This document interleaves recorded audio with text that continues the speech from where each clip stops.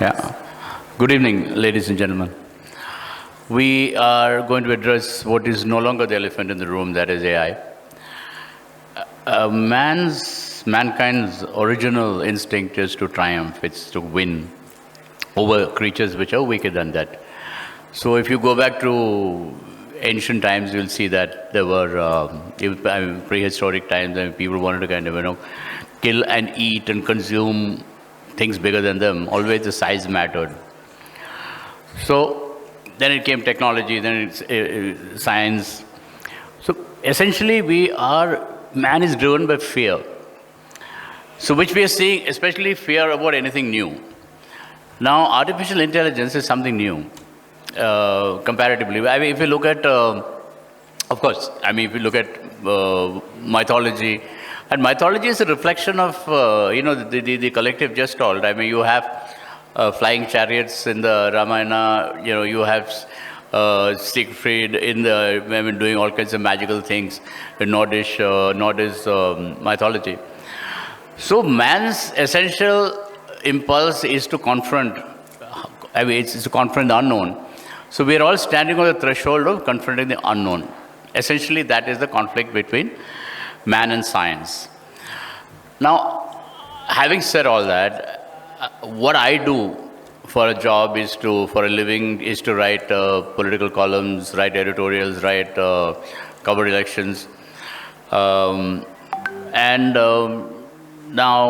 I've written a lot of novels, and basically I'm a journalist. But I somehow or the other became a poet. So I did this 51 poems.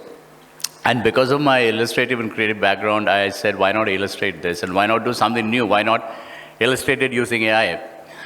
And I'd seen I heard about a software which was very good at it, but there were technical problems, resolution, all. Eventually, you'd use 2, 3, or 4 kind of softwares to arrive at this. So once I did that, I thought, why not put it in music? So I chose the longest poems and I put them to music. So, I created an AV for all of you to see. I don't know who can play it. So can you please play it?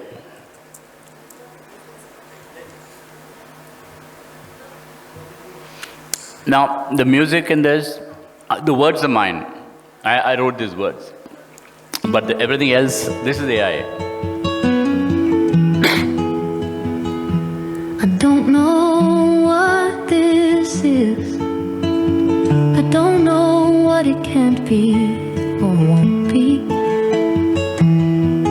Does this road lead to you or away from you? Is it the same road by which my mother waited for her bus?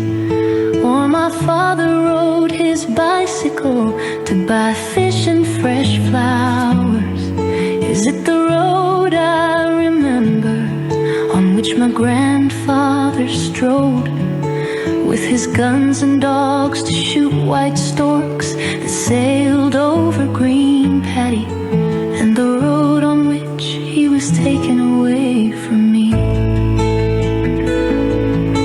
My first grief, it is a road of 1,000,000 footprints of people I see or don't see and never saw and will ever see. Moving to their destinations, and today or forever.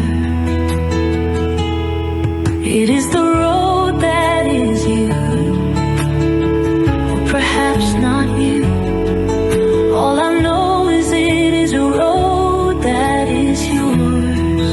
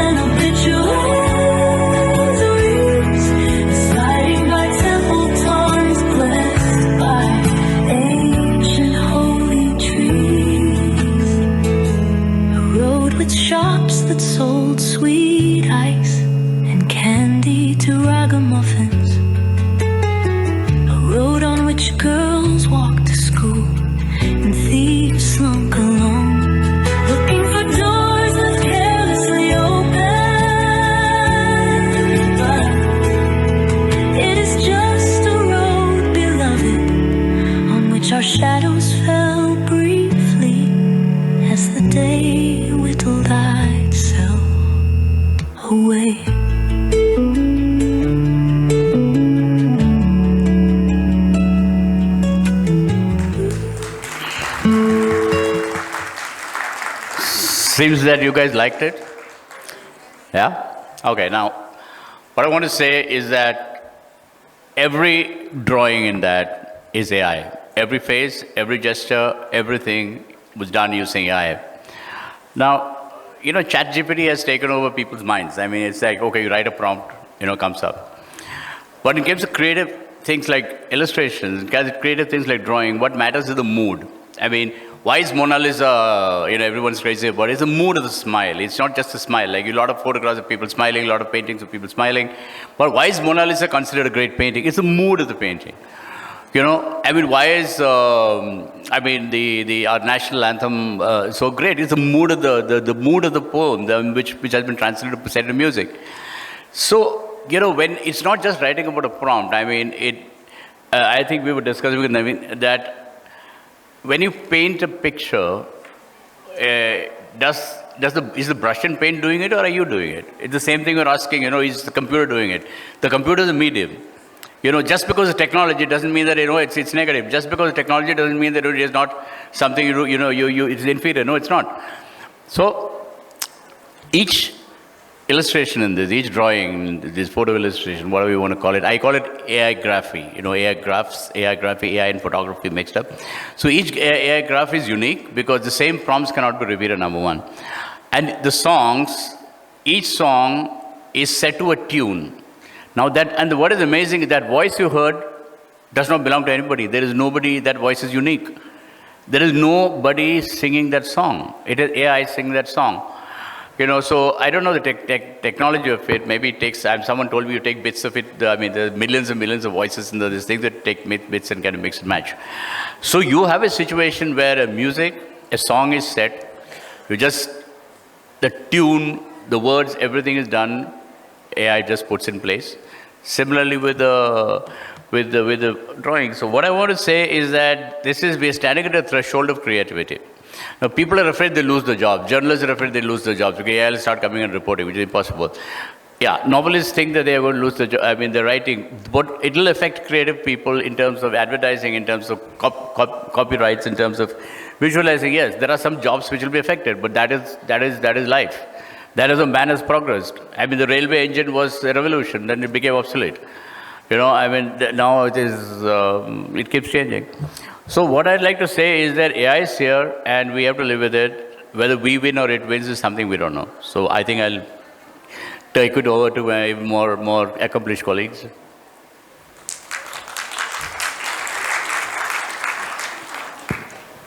So firstly, wonderful collection of art created Ravi Shankar ji, but I think AI in the hands of artists is different from AI in the hands of a novice, always. I think that's, this book is a proof, for that. And, but one observation is the aesthetics, the typical 1960s, 70s aesthetics that reflects in the photographs, right? Is that by design?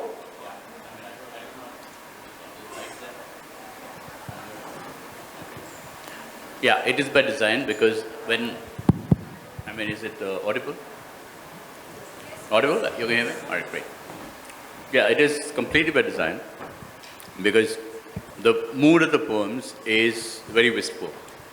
It's very wistful. So I thought a period feel would go better with the poems. Okay. So the prompts actually included the words linotype, aquatint, mezzotint, period, and then what I wanted to kind of conceive. Now the problem was, each time I was trying to conceive this, it didn't work the way it came because you cannot repeat it, you cannot edit it. That's one big thing. Maybe that's something which AI might kind of, we have an edge over AI is that you can't edit. AI can't edit itself until it becomes machine learning and all that. Yes, so that's your answer. Wonderful. My first thought was if the machine was biased over certain aesthetics that it understands to be Indian, like woman in a sari. So I don't know if Indian woman in 2024 sari is not exactly a daily wear, right? So the casual portrayal of an Indian woman in 2024 may be different from what AI thinks it is. So here I just wanted to point out at a cultural bias, and AI is a machine, it won't have a human kind of bias, but it is biased by the content which is already fed to the machine, right? But I disagree, because it is doing what I tell it to do. Sure. So it's not doing it on its own. It's not doing its own. So if I wanted a modern setting, I would have got a modern Yes. setting, but I didn't. Okay. Thank you. So, yes, after that wonderful thing, I think I want to also bring the perspective, not just as an author, but also as an educator, because I see a lot of my young friends sitting at the back, most of who are actually students. So, students in the room who have used AI for their homeworks, assignments. I'm not going to judge you. You can be, I hope none of the teachers are there, right?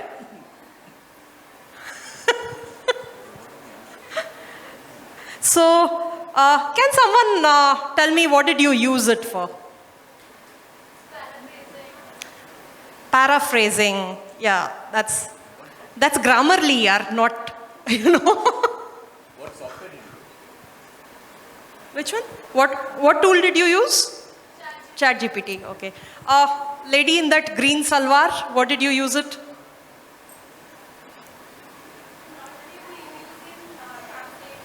Translating, okay. So after translating, I'm assuming you'll go through and make your corrections, because the translations do come out funny at times, right?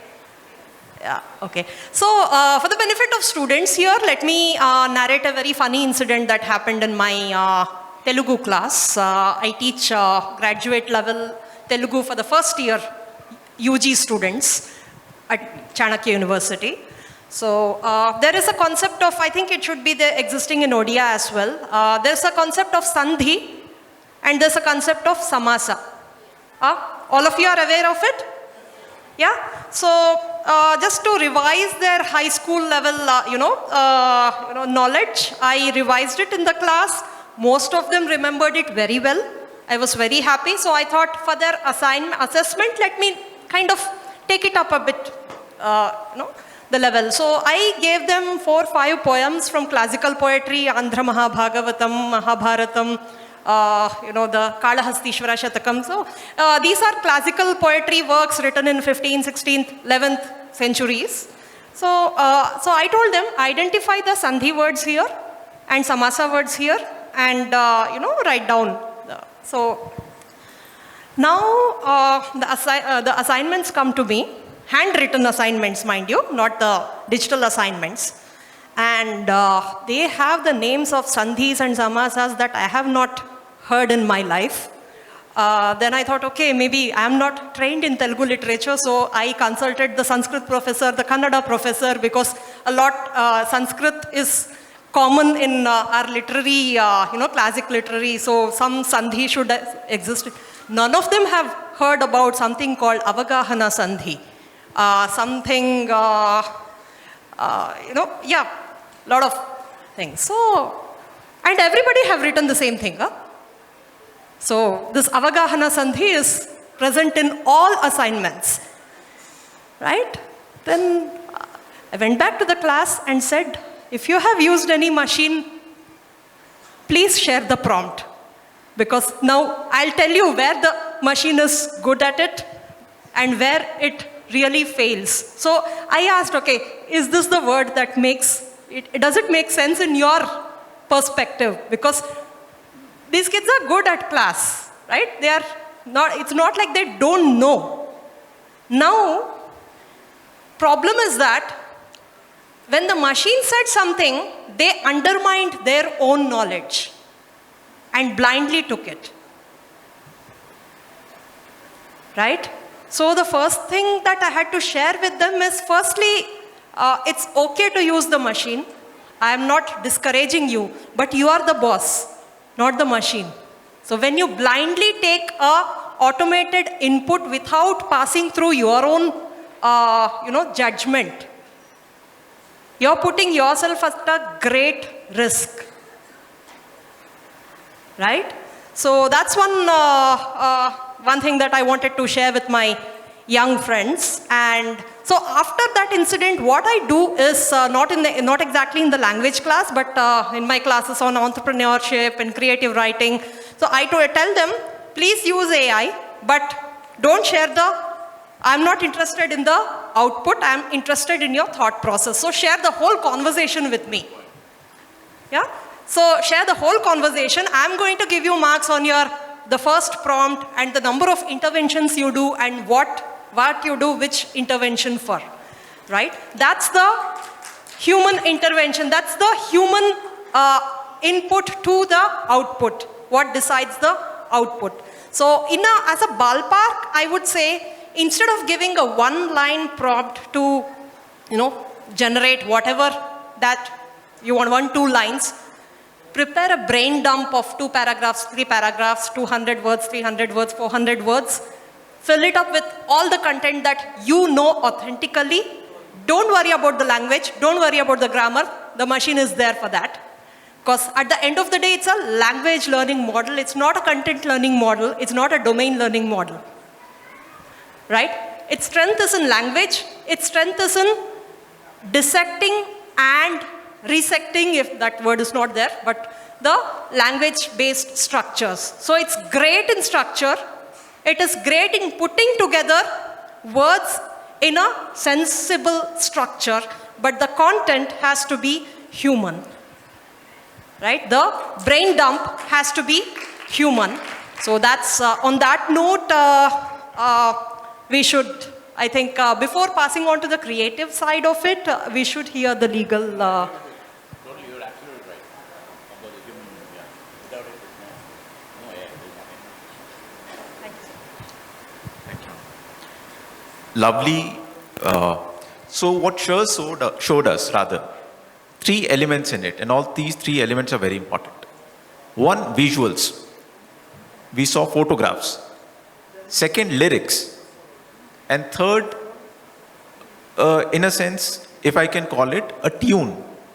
So a mixed blend of 3 elements: visuals, sound, and lyrics. So when we look at it from a legal perspective, we see something which is completely human in nature, made by human, designed by human, output by human. Something which is completely artificial in nature. And something which is a mixed blend of human touch and artificial intelligence. So when we see that whether AI is a muse or a machine, I would rather say it is neither completely a muse nor a machine completely. And I'll explain how. Now, what Sir showed us, for example. Please don't call me sir. I feel older than I am. Ravi is good. So, from a legal point of view, primarily, for example, if Sir tomorrow wants to claim copyright on it, because there is an element of unpredictability in the product. Because when you give prompts, you don't know what results are going to pop up. So when a painter puts on, uses, for example, the tool which Ravi uses in this is the tool is AI. The tool for a painter is colors and brush, and of course, the material used to do it. Now, there is extreme unpredictability in what the product comes. Because when you give prompts, those prompts have a human touch. Because we discussed completely human, completely artificial, and a mixed blend. Those prompts are human in nature because that is something which he must have thought about. That, a man running in fields in Kerala, paddy fields in Kerala, say, for example, 1960. Now, but when a painter actually sits and starts painting, he'll have a predetermined mind to do it. But when you give prompts in AI, it will have extreme unpredictability because you'll have no control over the product which comes. And as Ravi mentioned, you can't edit it. You'll have to download it. If you want to edit the same picture, you'll have to use another AI, another tool, redo it, or edit it again. Which brings me to another point.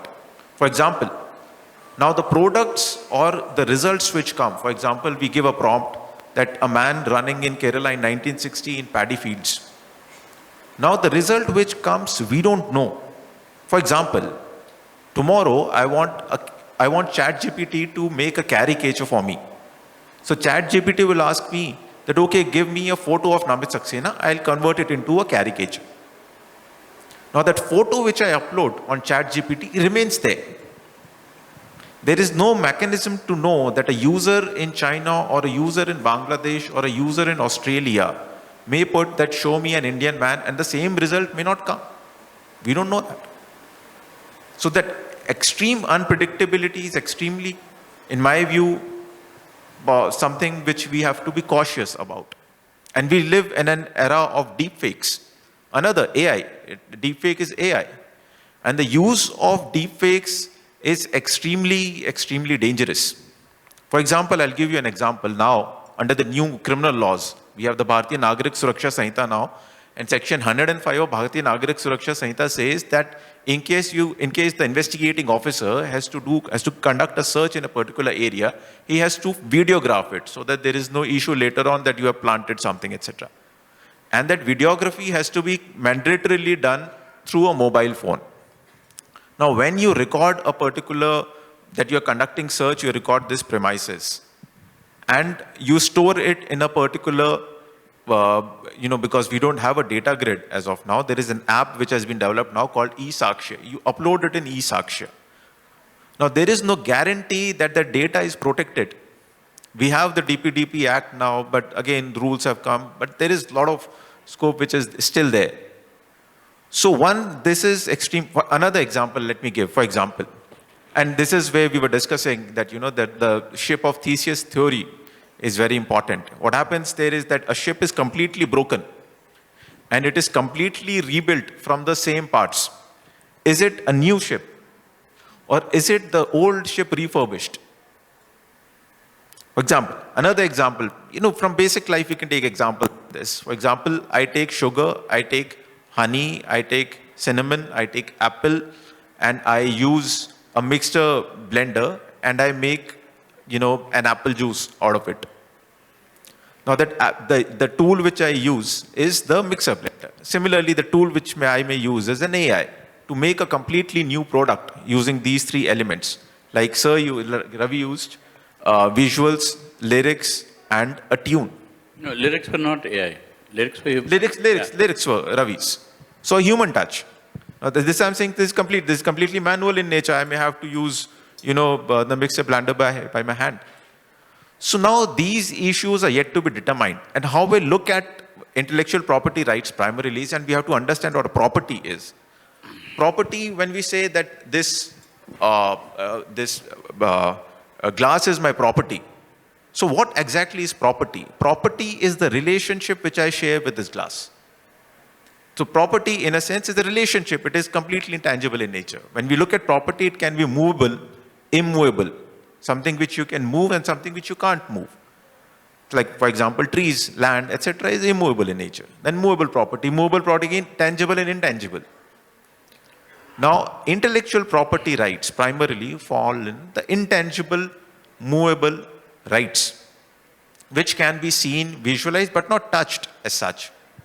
Now, copyright, again, a very important aspect of intellectual property rights because there is intellect involved. Now, again, as we look at, Ravi's, a product, if I can call it a product. Yeah, that's fine. So it has a human touch. It has a mixed blend of AI and human, but can it be copyrighted? This is food for thought for you. Can it actually be copyrighted? Because the end result is unpredictable in nature. Because when we give a prompt as minute as possible, the result is not known to us. And for example, we have another, very emerging issue nowadays in this field. For example, the use of auto-tune by musicians. They write the lyrics, they use a software, that software will, give you, for example, I want to write a song or, in the format of, say, for example, Pratik Kuwad or Anuj Jain. So I'll give a prompt. These are the lyrics, and in fact, lyrics also can be nowadays done. Give me a song about constitutional law in the voice of Pratik Kuwad. It will give you.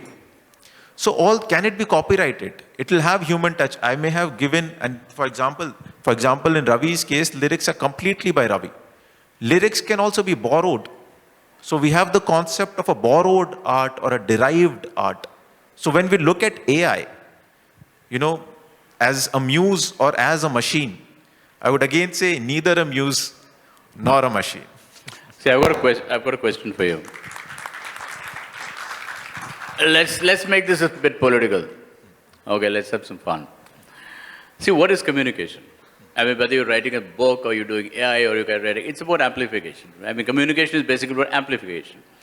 So you had Twitter, you had Facebook, all right? Facebook, the advantage was that you put one post, depending on your followers, you can pick up more followers, blah, blah. Then Twitter happened on a larger scale. Then Insta happened, creating the breed of influencers. Now, innovation, technology is how man does things, amplifies by using innovation, right? So, the first political innovation I remember using technology was when Atalji was Prime Minister. When every telephone would ring and you would hear Atal Bihari Vajpayee's voice saying that, vote for BJP, India Shari, etc. So then that was adopted by other parties. Okay. So the method is the same, the transmission is the same, the only thing is different is the voice, because the person. Okay. Then what happened is that Prime Minister Modi came up with the hologram. He did a completely innovative political campaign in 2014. So now, the thing is what? I mean, now you have AI news anchors, like OTV has one where, so there is quite a likelihood that you have a 3D version of like a projection. Now tomorrow, in this next coming election, PM Modi decides to kind of, create a 3D hologram, which can be communicated through, WhatsApp. So Rahul Gandhi can't go and sue him, no? You can't go to say that you guys are kind of taking undue advantage. So, what I want to ask you, so is there a copyright application there in the first case and the second case? No. Why not? There can't be. In fact, I'll give you another very interesting example. For example, tomorrow in 2029 elections, a particular politician does not want to visit, say, for example, a village in Rajasthan. He rather records a hologram in 3D, sends a machine. That machine is implanted, public is gathered. And from that machine, through electricity, a 3D hologram of that particular politician is shown. And that particular politician gives a hate speech that can be pre-recorded. In that pre-recorded version, whomsoever he would have sort of delegated that you write a speech for me, he gives some elements of hate speeches. Now, will that politician actually be liable? If he copyrights it, says that, that his speech is copyrighted to me, or this speech is, the delivery is through this particular machine, but it will be attributed to me. So there's a pros and cons. So what is the concept of copyright? Like you cannot imitate or you can't duplicate. You can't copyright it. No. What is? So that's what I'm trying to find out. I mean, even I'm confused about this, not regarding you. So what is it? Is it you cannot imitate, or you cannot derive, or you cannot? So what is copyrightable? What is not copyrightable? I'll explain what copyright primarily is, and how it is under-equipped, because the act which we have is of 1957. So it is highly under-equipped, but there have been some amendments here there. Copyright primarily is that if you have, say for example, any painting, or if you have, for example, if you are a film director, you have made a film. Now the law now is that from that movie which you have created, certain clippings to certain extent can be used by others. For example, a song in it, if it has to be played, for example, a popular singer, Honey Singh, writes a song and sings a song in it. Now, can that song be sung in other parties? No, a license will have to be taken. Sorry? A license will have to be taken. And whatever royalty money will actually go to the creative owner, the original owner. How did the T-Series thing work when they started duplicating Sorry? voices? T-Series started this thing about other people singing Kishore Kumar's voice, the same lyrics. How was there copyright infringement? No, that is copyright infringement. If he has applied for copyright and if he has received copyright, that will be infringement of his rights because he developed that song and that song is copyrighted to him.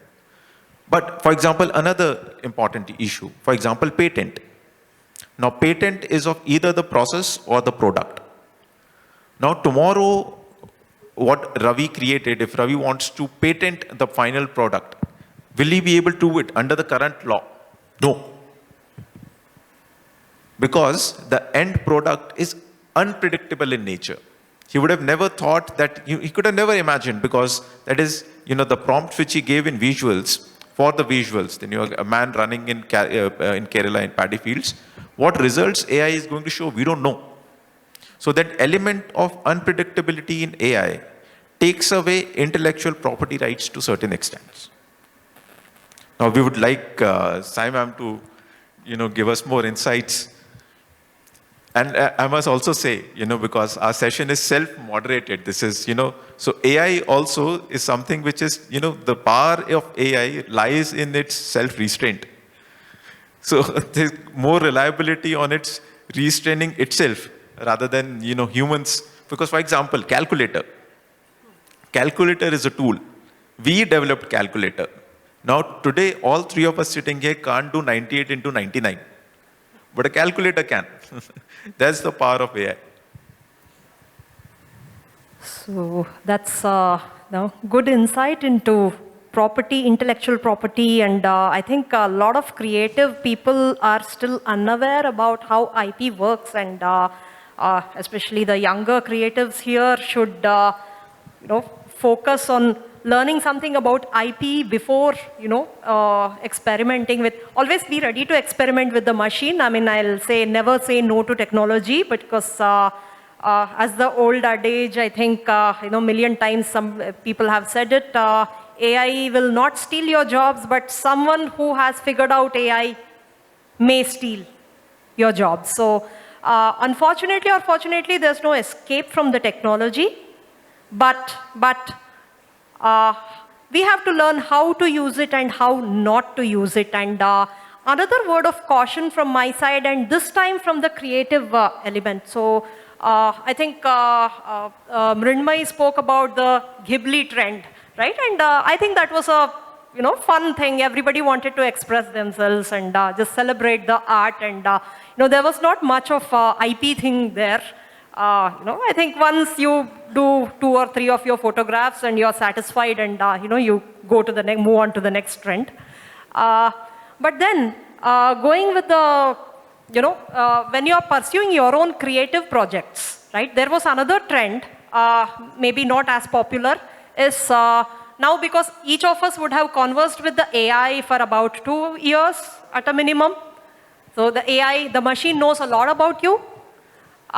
So there was a trend about, ask the machine about your weaknesses or areas of improvement, right? And it was a rage on at least X, that's Twitter. I asked the machine. Now it gave me a list, which I would say, list of 5 improvements, which I would say intrusive, biased, brainwashing.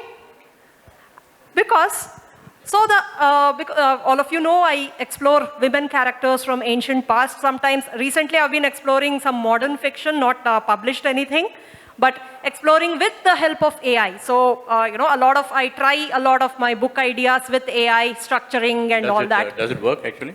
Huh? Does it work? I'm trying to make it work. I'm seriously asking. I'm trying to make it work. Okay. So, but so far, what are the results like? I'm interested as a writer. I would say, maybe because I want to make it right like me, it's taking a lot of time. But as a brainstorming, I think it's a great tool for brainstorming, by the way.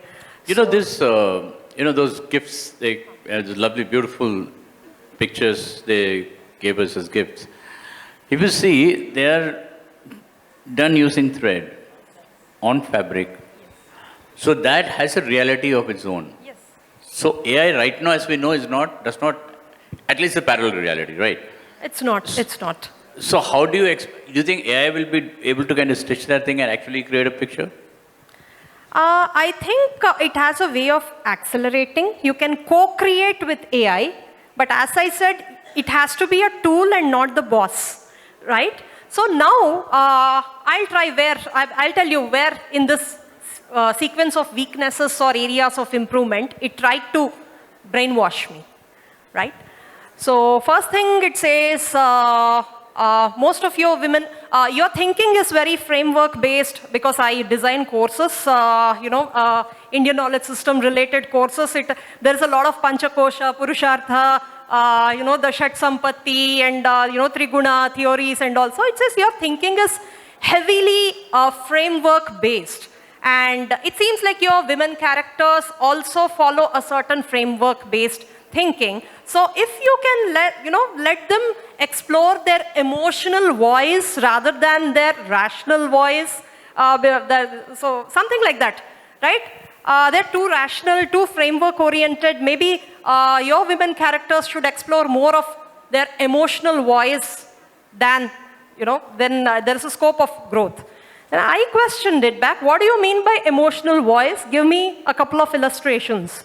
So you can say, then it started giving me illustrations where, instead of, if you are writing about a modern, CEO, woman CEO, maybe she doesn't have to be always, level-headed. Maybe she can lose it at a time. Maybe, she can shout out or, she can go to a party and it's like, so there is a lot of bias here as to how the machine perceives women, right? It always perceived, so it perceives women as somebody who is always emotional, who don't think in a framework-based system, who are not level-headed, and it thinks that freedom is freedom from that level-headed thinking.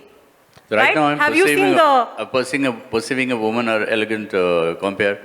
I think she's come here to tell us that we should. Sure. So, you're looking at the bias, the gender bias that is fed into the machine, right? So when it says women characters, it's looking at the, literature that has been written till time and is saying, oh, women characters have to be like this. So I questioned it back. Shouldn't women be level-headed? Shouldn't they be leading? Shouldn't they be solutionists? Rather than always questioning and screaming and, whatever. Then it says, oh, you are right. If you approach it from that point of view of showing women as true leaders, maybe your approach is right. Right? So the minute you assert, it listens to you. Right? So the machine is not an omniscient. Right? We make the mistake of thinking just because the machine knows about, a lot about us, it is in a position to advise us. No. It's not in a position to advise you. It's in a position to be a scribe. It can write down things for you. It can check your grammar. It can, maybe reframe your sentences. It may give you suggestions on, how a story can, progress. This is the way, this is the way, this is the way. It's like, no, I'm going to pursue a fourth way, right? So that is the word of caution I wanted to say is the machine will always be biased about what has been written in the past. Its bias is towards that. So let the machine not dictate your direction. It may always be there to enhance. It may be there to accelerate wherever you have a writer's block or things like that. But never, never let it kind of overreach your, creative self. So it is a good servant, but a bad master. Very bad master. Thank you. In fact, before we conclude, I'll just give another example of what ma'am was discussing. I was watching Instagram. I saw that there is a completely AI-driven a handle called Astro Talk. Now, what it does is, it is something very interesting. So you give a prompt as to what are your Jan Kundli, Patrika details, etc. By the way, there are some astrology sites which are branding themselves as AI-driven, customized astrology. This one, I came across that also. So it will give you a complete hologram of a person, shown as a guru with beard and, all that Rudraksh mala, everything, so that, it looks as if, he's whatever gyan he is going to give you. And he'll give you, some insights into what is, it will predict your future as to what is going to happen. And that is completely AI driven. There is no human element in it at all. Because if you look at astrology was developed eventually, a lot of, we don't even know how many years of actual thought process would have been there. But now an AI driven Instagram handle tool pops up and, predicts your future, which you don't know. And, at a tender age, you tend to believe it. And if it, says something which you can relate to, you tend to believe it also. That, okay, this must have happened or something close to this happened in the past. So now it has predicted my future. This is going to happen in the future also. And it can shape your life accordingly. Because, that is how you manifest things. So we can use AI, but we can't get used to it. I think the greatest fear the BJP will have if Rahul Gandhi uses AI to actually become intelligent, then I don't know what's going to happen. Sorry, I had to joke because I get